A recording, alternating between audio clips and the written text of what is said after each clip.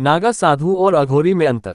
नागा साधु और अघोरी दोनों ही हिंदू धर्म के सन्यासी परंपराओं के हिस्से हैं, लेकिन इन दोनों के जीवन दर्शन, साधना पद्धतियों और व्यवहार में महत्वपूर्ण अंतर होता है। 1. नागा साधु परिचय और साधना पद्धति। नागा साधु वैदिक परंपरा से जुड़े हुए होते हैं और शैव तथा वैष्णव संप्रदाय के अनुयायी हो सकते हैं।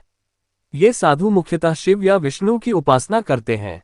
नागा साधु विशेष रूप से कुंभ मेले में देखे जाते हैं और नग्न अवस्था में रहने के कारण इन्हें नागा कहा जाता है। विशेषताएं: संन्यास ग्रहण। नागा साधु बनने के लिए कठोर प्रक्रिया से गुजरना पड़ता है, जिसमें दीक्षा, यज्ञोपवीत और ब्रह्मचर्य पालन शामिल है। संयम और नियम: ये साधु ब्रह्मचर्य, तपस्या, ध्यान और योग में विश्वास करते हैं।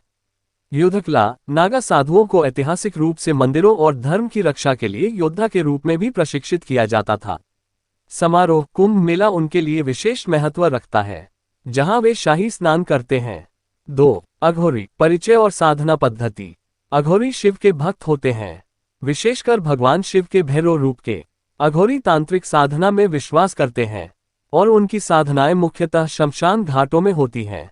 उनका उद्देश्य मृत्यु और जीवन के भय से ऊपर उठकर मोक्ष प्राप्त करना होता है।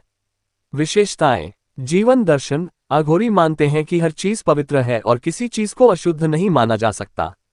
अभ्यास: वे शव साधना, तंत्र मंत्र और भस्म से पूजा करते हैं। भोजन: अघोरी किसी भी प्रकार के भोजन, यहाँ तक कि मांस, मादक पदार्थों और कभी कभी मानव अवशेषों का भी सेवन करते हैं। अधिकार: अघोरी साधना के माध्यम से अलौकिक शक्तियों की प्राप्ति का प्रयास करते हैं। नागा साधु और अघोरी में मुख्य अंतर। निष्कर्ष: नागा साधु और अघोरी दोनों ही हिंदू साधना परंपरा के अत्यंत महत्वपूर्ण अंग हैं। जहां नागा साधु वैदिक परंपरा के माध्यम से आध्यात्मिकता को प्राप्त करने का प्रयास करते हैं, वहीं अघोरी तांत्रिक साधना के माध्यम से जीवन और मृत्यु के गूढ़ रहस्यों को समझते हैं।